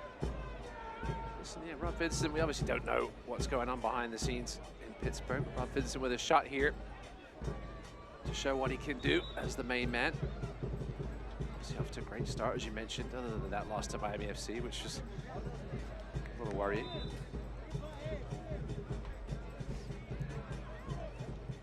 Product of Charleston University, not that one, in West Virginia, which has been the subject of some internet fame as a group of English soccer supporters have picked them to be their chosen club and have been making videos about it. All right. Rob Vincent and I shared a laugh about that. Englishman in his own right, coming from Merseyside. So now you know. Inquisitive ball in behind. It's nearly fumbled away, and Monterey Bay will do Pittsburgh a favor as it's out of play for a throw. Reminds me of my friend who's Uruguayan and has chosen Stockport County as his new favorite English club because they apparently had a Uruguayan manager at one point. They managed to, the only one to manage a final at Wembley, and they fly the Uruguayan flag everywhere as a result. Stockport County. He's now a fan of theirs across the pond. Global game it is. Speaking of which, if you can't watch the match, turn on Sirius XM FC 157, North America's only 24/7 source for engaging soccer talk, including USL All Access on Tuesday nights, plus your live matches from the USL, MLS, Premier League, and more on Sirius XM FC 157 and the Sirius XM app. You can even listen to your cherries, Ross, on any spot on the globe. Oh, we can't talk about that. Chance at first place. And a certain referee denied us that chance, but it's all right. One game. Here's the reality, though. Did you ever think you'd be saying that, Ross? No. No, you did not. Growing up watching us in front of 2,000 people back in our League 2 days, no. And that's what's so exciting about promotion and relegation, which is coming soon to USL. Danny Griffin.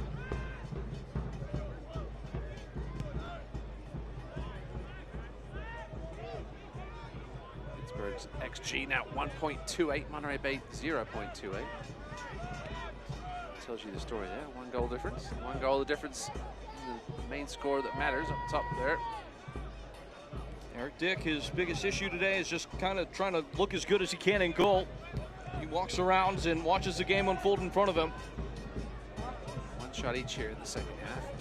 And a chance for a second one here for Pittsburgh. Could be useful. Danny Griffin. Probably don't feel comfortable. Only one goal up, Pittsburgh. They have suffocated the game. Augie Williams. It was acrobatic. Fortunately, this shot was less of an arrow. Yeah, it had to be acrobatic. The way this ball came in spinning away. Whew, certainly worth the chance. Didn't quite catch it good enough to trouble Nico Campuzano too much with pace. It was right at him. That was certainly a banger banger, as the kids say. Is that what they say? So I've been told. 6-7. Moby Fair.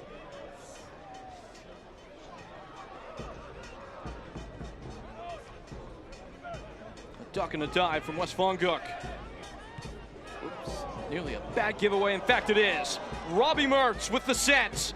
At the end line, Mertz clattered into. Is it shoulder to shoulder? It's a corner. Wow, Alex Lara got it exactly right, measured with precision. Had to be. Shoulder to shoulder challenge, got the leg in front.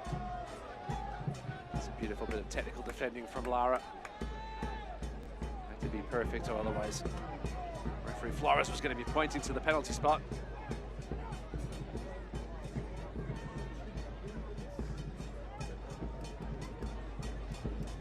Robbie Mertz again. Been a broken record. Ball in, it's a great delivery. That just sits up with enough room for Campuzano to make a play. Not quite sure who got the bite at it for Pittsburgh. They left a mark on it. Campuzano was in the right place in the right moment. Monterey Bay left in a position where only one bounce can change their fortune still.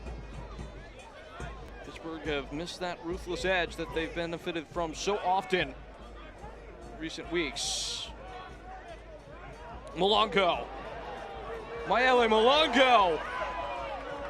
He's come a long way. He still goes. Malongo finally dispossessed. Class stuff. Only to be undone at the last obstacle, and Augie Williams letting a little bit of frustration steam out of those ears. Something this game has been sort of crying out for is something to try and take people on. Mael Malongo has been brought on to do. Showed it there with his technical ability. Just ran out of space in the end. Lara and Williams did have a word with. Jersey tugging. When it's worthy, it's always worthwhile. Heaping some praise on the official. Gerald Flores has been terrific tonight. He's kept control of this game. A couple of potential flashpoint moments, mostly involving this man, Augie Williams. He's probably on very thin ice at this point. More than once had an exchange with the referee. Technically, only the captain's supposed to do that. He's on the yellow card. See at some point if Ron Vincent decides to withdraw him from the proceedings so he doesn't find himself down a man. That is one maybe soft spot in this Pittsburgh team. There isn't really a natural backup to Augie Williams, who has a lot of miles on those legs down the years. Does look like the fourth official is at least writing something down. See if maybe a substitution is forthcoming.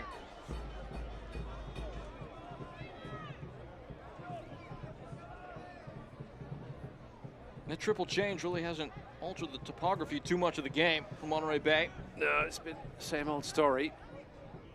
A slight bit of brightness at the start of this for the second half. It's been same old, same old. Augie Williams, Nico Campuzano. Good athleticism there from Nico. Be at full stretch to get that one before Augie did. That might be the most athletic thing I've ever seen a goalkeeper do outside the reach of the six on a vertical axis. It's impressive. I think he was floating there for half a second. Popped up like he was looking to turn two.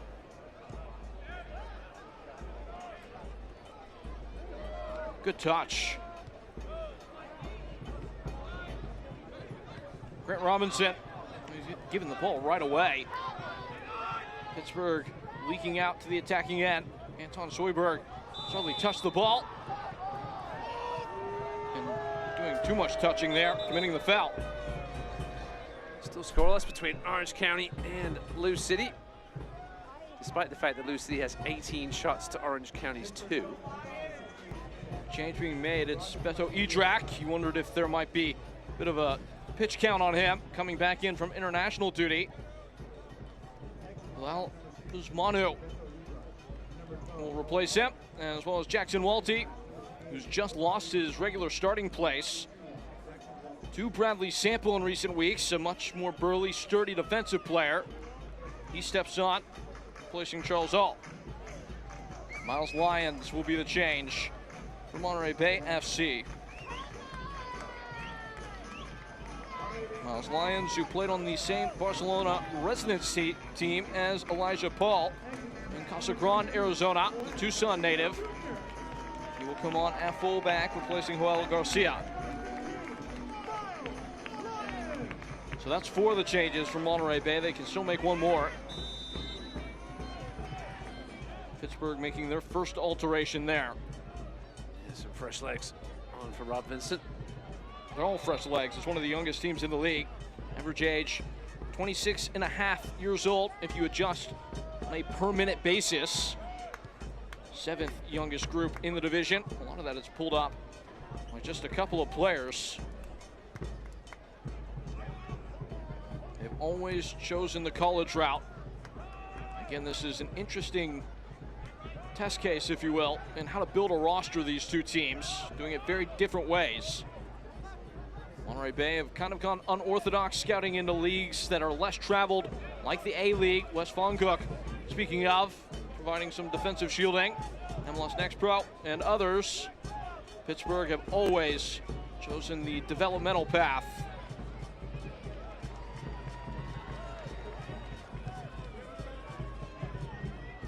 See if Monterey Bay can make any kind of headway here. Zoidberg sticking with it. Xavi's on the run. And then Ulati just losing out. As the ball trickled off his toes. Some glances over to the assistant referee. He's right on the edge of the offside line. Stylish stuff from West Foncook. It's those little pops of quality that show you why he's garnered so much respect in league circles this year.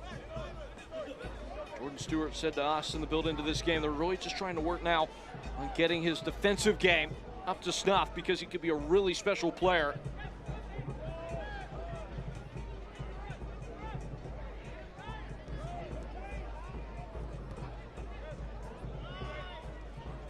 I was about to say the first bit of sustained possession we've seen in the towards the final third. And Monterey Bay just gave it away.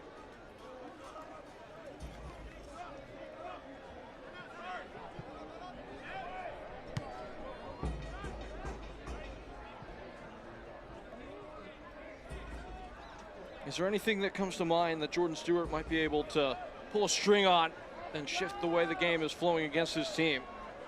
I see them use the width a little more. Xavi back involved again. Almost every bit of dangerous play has gone through him. Obviously Pittsburgh are realizing that as well, trying to snuff him out. Transition games really hasn't been there either. It's hard to do against Pittsburgh though. Just how defensively compact and solid they are. Even when on that transition, they get back in numbers. With a hop, a skip, and now jumping away from the tackle, Biasi. Lovely technique. Gobbled up by Foncook and given right back, and taken once more by Foncook, who swerves the ball wide.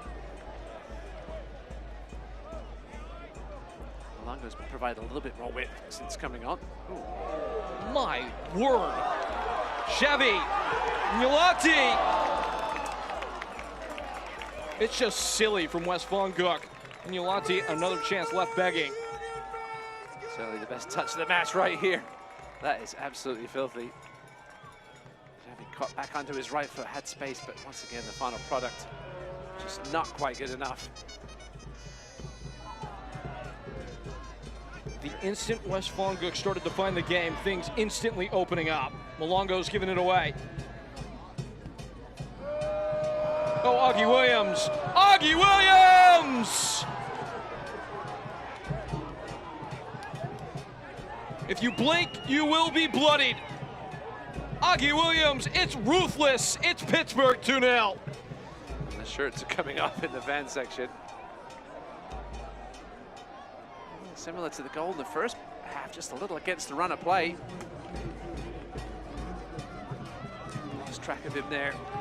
Alejandro Lara, it's not something you can do with Augie Williams. Confident finish, slammed home. Past Campazano. Much important second goal. Riverhounds fans are celebrating. 3 sheets to the wind. Augie Williams has another. You can make that now for him, 9 on the year, and he has his first against Monterey Bay. He's found a soft spot.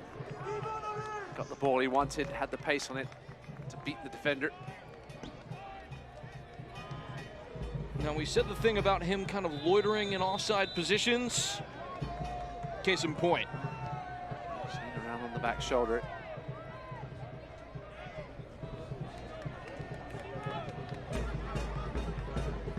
Looks like Luke Ivanovic has been injected.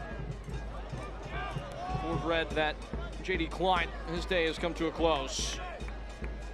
Perrin Barnes being prepped by Rob Vincent as well on the Pittsburgh side of things. Monterey Bay have made all 5 changes. They are done for the day in that department.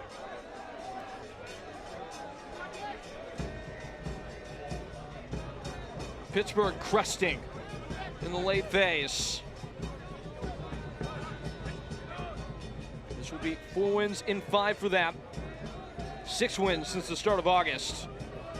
They find themselves +4 goal difference over Loudon right now. Inside of that 4th, 5th spot. Both with 12 wins if things hold here. So goal difference make them play for that 4th spot. Loudon, a couple of goal difference. North Carolina in the mix as well. Always a factor.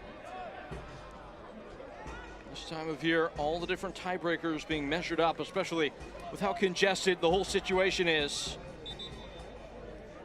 Head-to-head is the first tiebreaker in the USL Championship.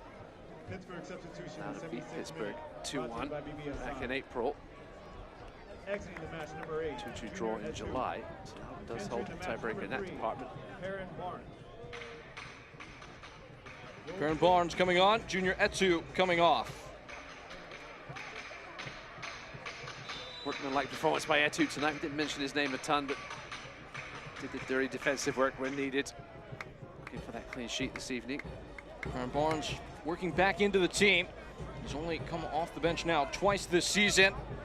Played 16 minutes in his last game, his first appearance in 4. Malongo will keep it on. Soyberg was arriving on the scene. It's out for a corner. Monterey Bay still got a quarter hour to dig themselves out. An enterprising Malongos that's coming on, looking to get forward at every opportunity. As has that man, but it's been few and far between otherwise though. Words of encouragement showering down from the grandstand. Quick answer here from Monterey Bay would certainly change the last 15 minutes or so of this game. Can they find that key final ball or set piece delivery?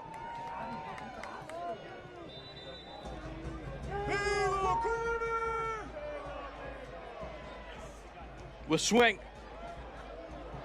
That's Eric Dick. Yeah, too easy for him there. Good 6-yard box claim. Big man.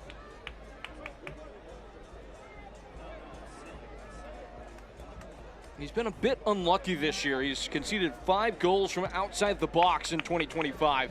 He'd only allowed 6 his entire career prior to that. Regression to the mean, if you believe all that statistical mumbo jumbo, could serve him well. And sometimes you just get beaten by quality shots. Not much you can do about him.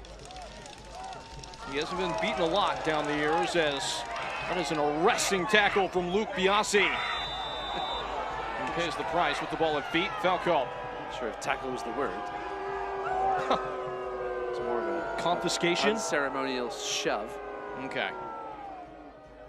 Flores missed this time, I think. Taking a look at it here. Yeah, I mean, fair enough. The arm extension. Perhaps Gerald Flores didn't have a great look at it. Obviously, in the coffin corner, there was no AR to help him out. The eagliest eyes in the West, Ross Davenport. Can something be eagliest? Well, my glasses prescription will disagree with you. Another foul called.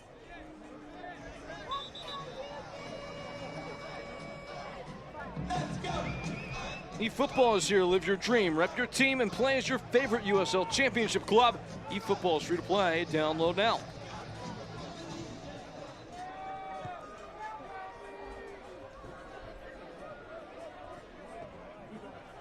They're in the nick of time. Sean Suber.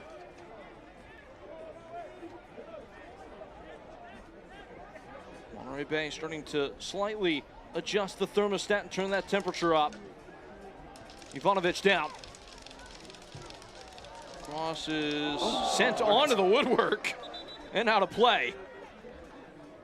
Eric Dick was in the vicinity. I'm sure with the deflection he got, there was a ton of spin on that ball. The goal gets moved.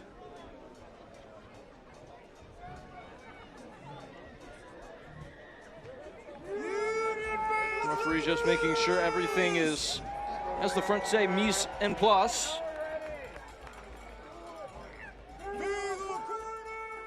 I guess that was redundant because I said everything is in its place.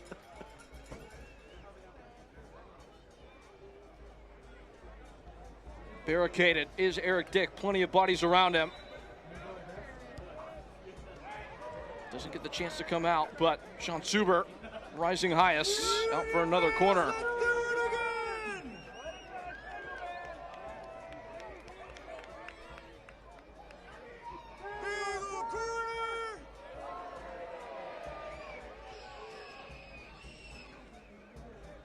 They're cheering for the Bagel 1 corner kick that's taken shortly and routined, and Grant Robinson missiles one into the box. Eric Dick holds on. Perfect technical goalkeeping. Yeah. Came out to play with confidence in traffic. And he'll take his time. They don't want you to bring the ball back into your body in a moment like that. Easiest way to get it knocked away legally. There's no 8-second rule yet this season in the USL. It'll be next season.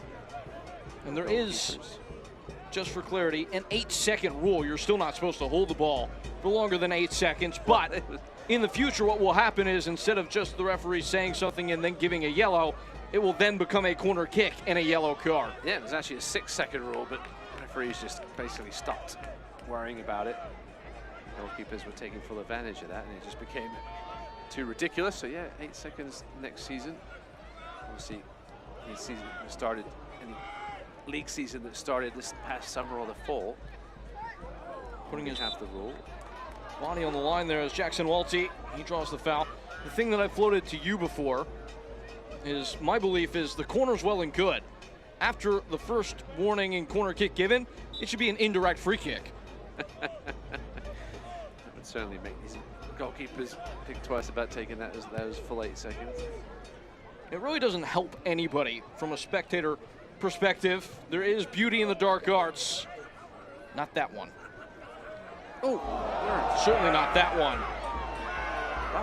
Aaron Barnes goes plunging, and there will be no whistle. Oh, be careful.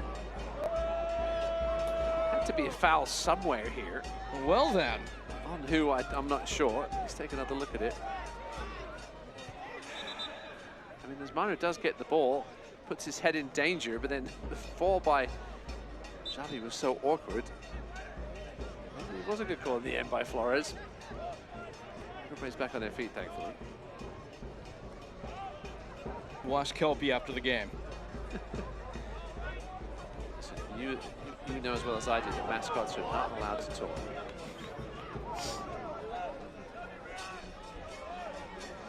Into the final 10 minutes. You ever been a mascot, Peyton? I can say confidently that I never have. and almost assuredly never will.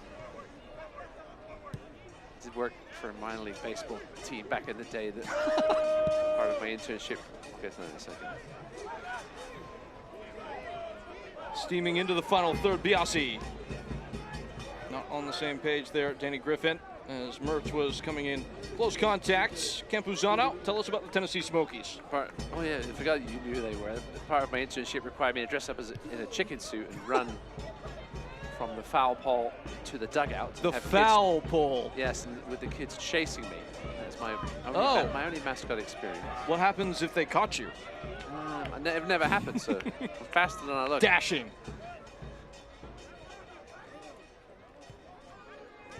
They call him Ross the Nitrous Davenport. I think get a head start. We'll say that. And they have shorter legs, so that's really not fair. But you're also wearing a chicken suit. And I weigh a lot more.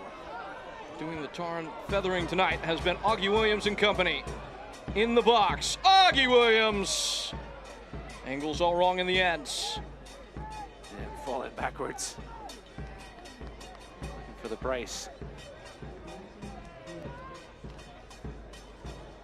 The USL Championship and League One are on the CBS Sports and ESPN platforms all season long. Catch live matches and expert analysis every day on the CBS Sports Golazo Network, as well as ESPN Plus. Go to USLChampionship.com, USLLeague1.com for the complete USL TV listings. Fanning flames of what will be the second to last match week in this championship season that's just whizzed on by. As has this game that largely has just kind of happened to the host, Monterey Bay. It's been an efficient performance from the visitors, Pittsburgh. Lurching into the box, Mertz will slide it infield. Other than the goals, they haven't had a ton of chances. They just took their goals beautifully. Never looked really stretched in this game. Monterey Bay didn't take their chances as a result. For such a young team in Pittsburgh, the degree of professionalism and just commanding the game from the outset, so impressive. Augie Williams tipping the spear. It goes all the way through. Latching on at the top of the box is Sample. And Griffin. And queuing up. Walty! Whiz bang pop. Pittsburgh power their way to 3-0. The shirts are off again. One guy taking his lady friend's scarf off. That quality finish, another one. This time by the substitute. Top shelf. Both in quality and in finishing position in the back of the net.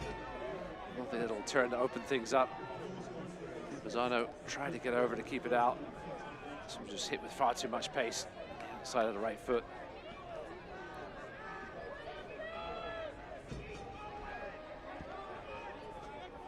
Pittsburgh, certainly not on the beach in the table, but they will head home with souvenirs aplenty.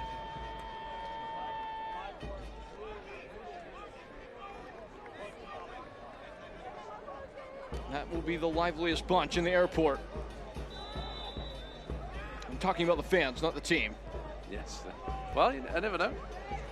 Jackson Walty's first goal of the year. He hadn't started in the last 5 matches. Had started all 20 prior games. Pittsburgh fully at the steering wheel. And still driving. You said goal difference could count for something. Pittsburgh playing with that in mind. Nico Gordon ambling out of his own 18, picking the pocket of Walty. The biggest thing is now that Pittsburgh will hold their own destiny going into next week. Schoenberg goes first time, and Yolati not able to make much of it. You mentioned they will finish at home against Phoenix Rising next week. It'll be a great game. Win there would clinch 4th. Most importantly, they could also clinch 3rd, which means you avoid at least Louisville or Charleston until the semifinals, right? If I'm correct. Regardless, you're probably going to have to beat both if you are to get where you want to go. That's for sure. Well, you'd avoid Louisville at least until the semi-finals.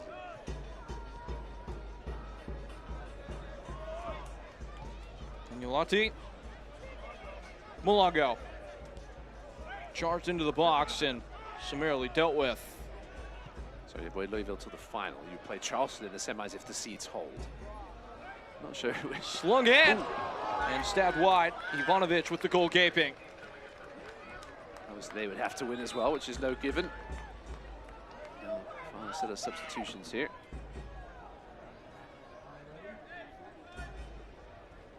That would be Brigham Larson coming on. What will be his 16th substitute appearance of the year. And those two will go in the garage. Augie Williams got the second. Mertz was meddling all game. They go into the dugout. Jorge Garcia coming on for Pittsburgh. He's only played 15 minutes, Jorge Garcia, since the start of July. Did play 14 over the course of the last 2 games, though. And he'll get a couple minutes of mop-up duty tonight.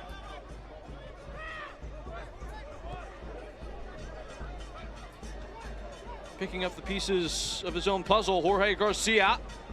Now Larson. It's a big lad. I would agree. 6'4", 200 pounds to be precise. Could be a weapon in a playoff game. Goalkeeper if need be. I think they've got that covered. So we've seen the odd occasion where a field player has to don a goalkeeper shirt. It's been a while though. I don't remember the last time it happened. That kind of night. It's poor. Bay just limping to the end here. They will still have a chance at that 10th place finish. Still tied on points with Oakland. Both with 7 wins. Garcia working wide. Still a buoyant enough atmosphere for those Seasiders who have made their way out to the ground tonight. One of the more scenic venues in the USL Championship. Oakland do have the head-to-head tiebreaker with 2 wins over Monterey Bay this year. And they don't like each other very much. So there will be some point of pride in that.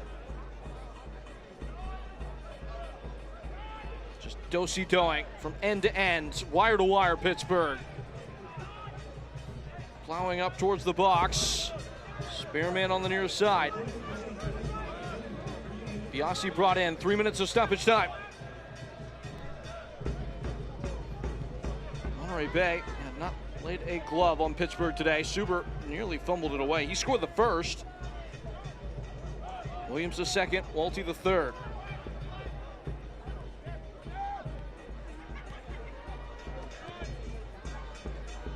It's hypnotic. Finally, Grant Robinson breaks up the sequence.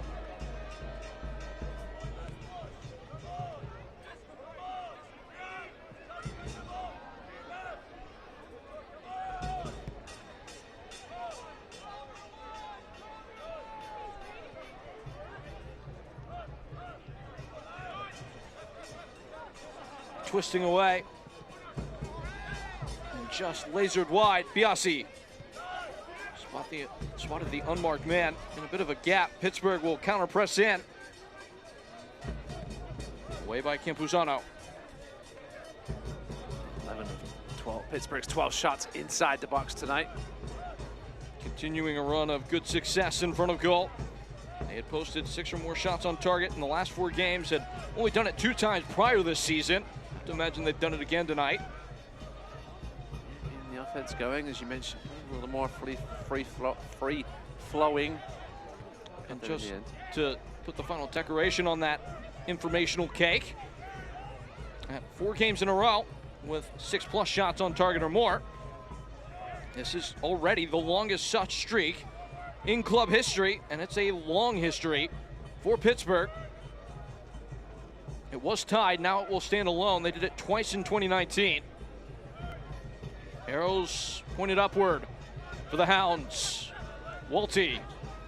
Monterey Bay thudding defeats in consecutive matches separated by 10 days. Tampa Bay took them to task 4-0. It will be 3-0 if nothing changes here tonight.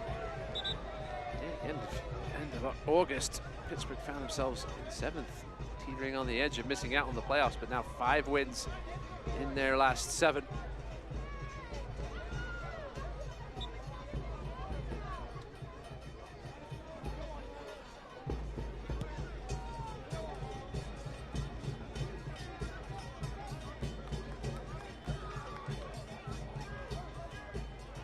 All that's left in it is punctuation. 3 whistles will bring it to a close on a night where Pittsburgh scored 3 and Monterey Bay scored none.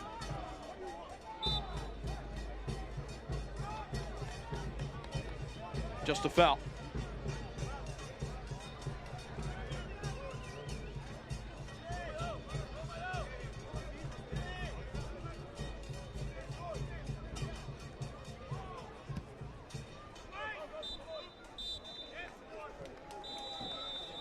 Pittsburgh 3, Monterey Bay 0. Ross, as the dust settles, Rob Vincent moves it to an out. Yeah, great road performance by that man's crew. Eased their way into this game as the first 15-20 minutes went on. Got a goal by that man. And 2 other quality finishes to put this one to bed. As they continue to seek that home quarterfinal. They are certainly in the mix. As we come to a close here by the ocean in California, the final score. Pittsburgh pour it on, 3-0 over Monterey Bay. Closing comments coming up.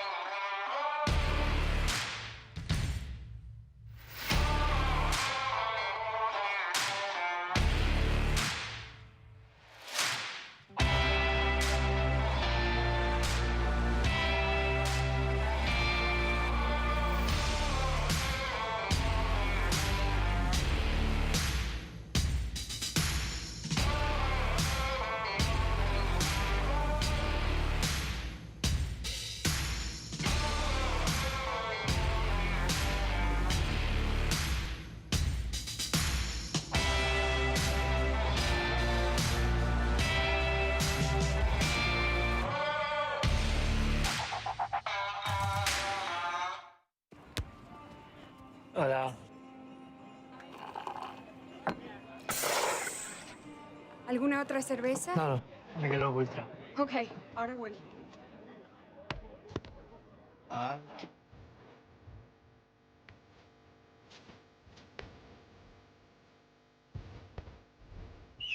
Mr. Messi. Make it look ultra. Cerveza light superior. All we got, all we need. Pittsburgh Riverhounds come on the road.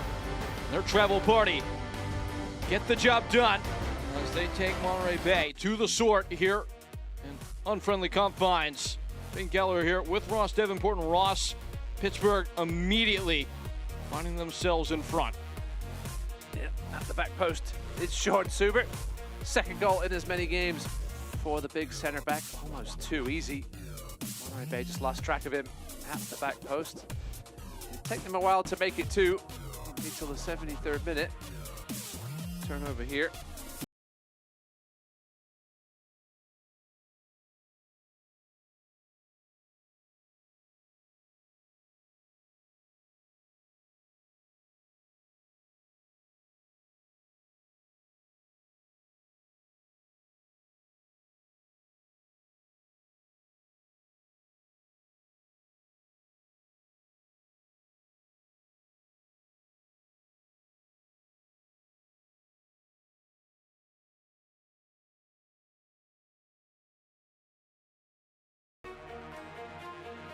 Wrap things up for the visitors.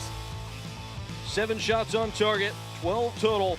Boss the game from end to end. And the stats do tell the true story of this one. Pittsburgh now sitting in 4th place, 1 point ahead of Loudoun with 1 match remaining. Also 1 point behind Hartford. Still plenty to play for there. 3 through 6 spots in the Eastern Conference.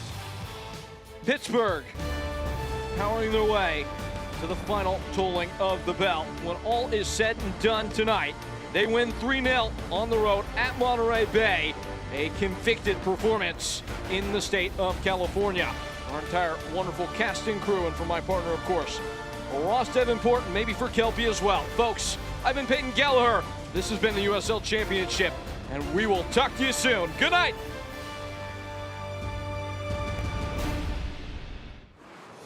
This copyrighted telecast of the United Soccer League cannot be retransmitted, rebroadcast, or reproduced without the express written consent of the United Soccer League.